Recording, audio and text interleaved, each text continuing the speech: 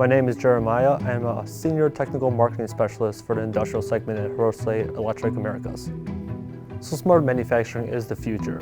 Hirose is developing different types of technologies to meet that future by designing specific connectors for smart factories or smart manufacturing.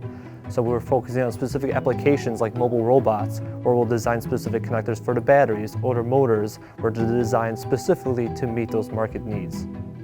Some of the ways that Hirose is overcoming some common challenges in manufacturing is by developing different new types of technology, like our one-action lock for FPC and FFC connectors, or even our floating board-to-board connectors that not only help the users make the connectors, but especially for assembly and manufacturing. It helps decrease any type of failures and help overall improvement in the operability.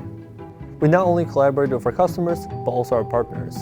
Inside these different smart manufacturing facilities, there's a lot of different components, from sensors, field devices, mobile robots that have to communicate with each other. And Hirose's connectors provide solutions that have different types of protocols and standards that work with other competitors or other devices to interconnect all technology.